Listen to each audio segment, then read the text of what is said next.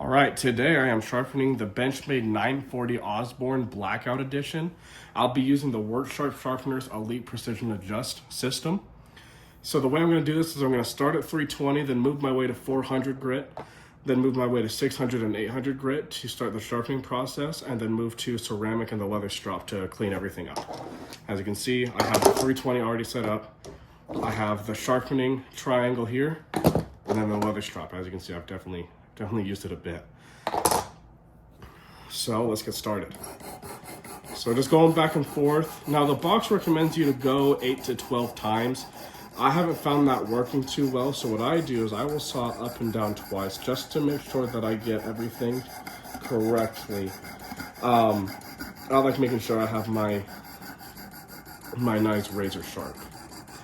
Now, the biggest thing to note is, for one, doing nice, even sawing strokes, because you can get too much material taken in one spot, not enough in another, and then it just doesn't quite do the trick completely for you.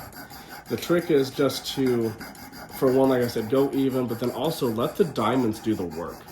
Because if you're pushing down, you're gonna remove too much material. So that's my two passes. Let's flip it over. Anyways, you're gonna take away way too much material,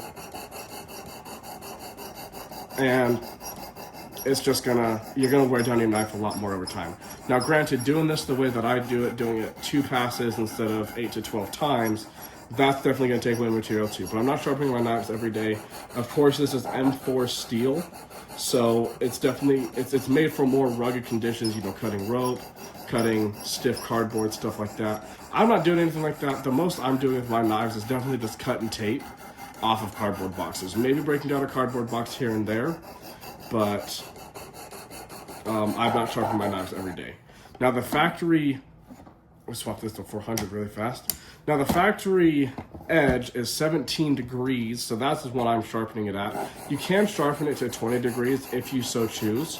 If you are doing those more rugged things, you know, cutting rope or cutting fishing line or whatever the case may be, that is definitely a lot harder on a knife than just cutting tape off of cardboard.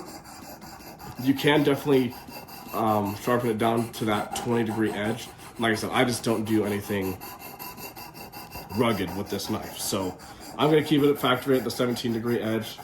It's doing great so far. The biggest thing that you want to watch for when you're sharpening your knife is making sure that there's a burr forming on the other side. There's definitely one on the other side, so we're going to flip it over. That was my 2 passes with 400 grit. Don't know if you can see that. Yeah, you can. Okay, we're just going to keep chugging along. A biggest thing that I did notice with this is that this Benchmade Osborne blade is a little too small for the worksharp sharpener. So what I ended up actually doing, I'll show you after I'm done, I ended up actually putting it where the butterfly is instead. That way I have enough to where I'm not scraping on this clamp here that holds the knife in place. It does have the rubber insert, so I'm not too worried about it falling out. It's just not as far in as I'd like to, because I'll show you there are V's on the side that your blade slides into. All right, so that's the 400 and 320. How are we feeling so far? It's definitely needs to be sharpened now. All right, so now I'm swapping to the 600 grit diamond stone. Sorry, I heard a noise outside. Like I said, I'm moving to the 600 grit diamond stone now. See that there? I'm going to do the same exact thing that I did with the 320 and 400. I'm going to pass through it twice. Just make sure that I get it exactly where I want it to be. I like my knives a little more razor sharp. The factory edge just doesn't quite do it for me, and so I take the time and I like to sharpen them using the sharpener. I absolutely love this sharpener. They're not asking me to do this. Obviously, I don't have many subscribers, and I'm just starting out, but they're not asking me to do this. I just absolutely love this sharpener and want to see how I progress as it goes on. So that's why I'm making this video. I also want to start making an introduction for myself. That way everybody knows who I am.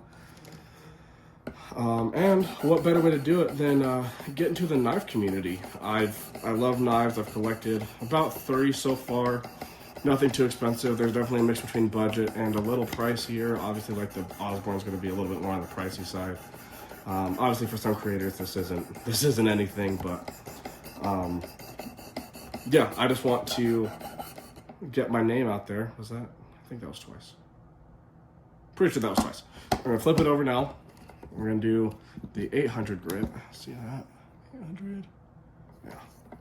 We're just gonna do the same thing. Gonna pass through twice. Come back. But now I've collected a few knives. I have a couple of Benchmades. I have a Spyderco. I've made a couple shorts on my channel already. You should totally go check those out if you haven't already. Spyderco Shaman was definitely one of my top favorite knives so far, but I'm still young, so you know I'll definitely be buying plenty of knives in the future. So we'll see if my opinion changes over the years. All right, so that was twice on that side. Now we're gonna go twice on this side again with the 800 grit diamond stone. Again, nice, even, light strokes, letting the diamonds do the work, going even strokes all the way along the blade, making sure that it doesn't get too much material taken away in one area, because that will definitely dull the knife instead of sharpen it or sharpen it unevenly. And we don't want to do that. We want to have it completely razor sharp throughout the whole blade. All right, that was the second pass on the 800 grit. We're gonna flip it back over, and now we're gonna move to the ceramic stone. You can see I've definitely used this a fair bit. So we're gonna do the same thing. The ceramic stone isn't taking away any materials, just cleaning up the edge, polishing it, making it look nicer, taking away all the burrs. Really just refining that edge. So I'm gonna take my time on this and really make sure that that blade looks nice. If you look, I don't know if you can tell on camera, but you can definitely see that blade starting to polish and look significantly better than how it did before. Where it was all cloudy, now it's a little bit more shiny. I'm gonna focus a little extra on the tip because I'm noticing that the tip is a little cloudy. That's okay though. My girlfriend's walking inside, so I apologize.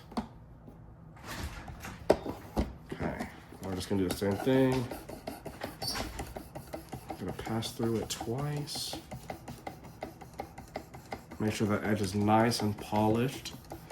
Okay, so I'm trying to get a razor's edge. Okay, that was the first pass.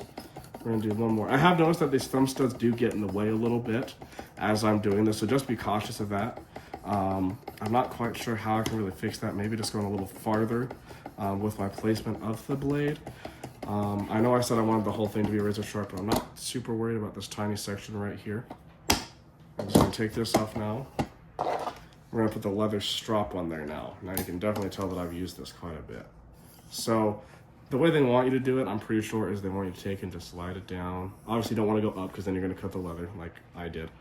I just want you to slide down, but what I do instead is I actually will take it and run it along like that. And I do this about 20 times, but I've noticed with this one, it bites the leather a little bit with the Osborne, so I actually go tip to base. So I'm just gonna do this a couple times. I tried to do this about 20 times, but I wasn't counting, so I'm just gonna go until I think it's good enough. The leather strap really is gonna make sure that the rest of the blade is polished, all the burrs are taken out of the edge. This is a fantastic knife sharpener. I have sharpened a lot of knives with it, practiced a lot with it, and it is definitely my go-to. I'm looking at maybe getting the professional Elite Edge soon. That one has a touch screen on your degree changing, so I think that's really cool. Being able to make sure that you're at exactly 17 degrees instead of 17 and a half or 16 and a half instead. So, hey, a little bit of leather got left behind there, unfortunately. That's all right though, not a big deal. We're gonna flip it around now. Same thing here, like I said. Tip to base, 3, 4, 5, 7, 8, 9, 10.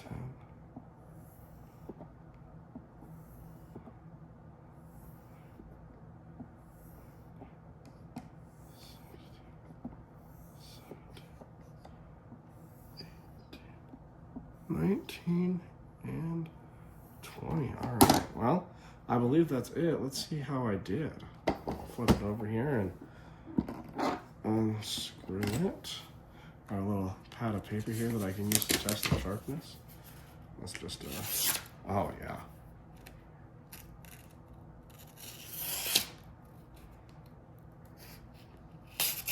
I'm caught a little there. That's definitely a loose piece of paper though. Yeah, that slice is just fine. I could probably make it a little sharper, but see, yeah, right there. I'm definitely gonna have to run this through again, but more wanted to introduce myself, what I'm doing, how I use this sharpener, and why I made this video in the first place. Like I said, I just really like knives and I want to get my name out there and join a community of different types of people and get new knife ideas. But this thing definitely did its job. Like I said, this is the 940 Osborne Blackout Edition. Nice M4 steel with the DLC coating, crossbar lock, and awesome black thumb studs for easy deployment. So it's definitely a good blade I like so far. I'm excited to carry it more. Big thing to note with this M4 steel is it's not stainless steel, so make sure to just oil up that edge every once in a while so it doesn't rust. But I think that's it. Thank you guys for watching. I'll catch you in the next one.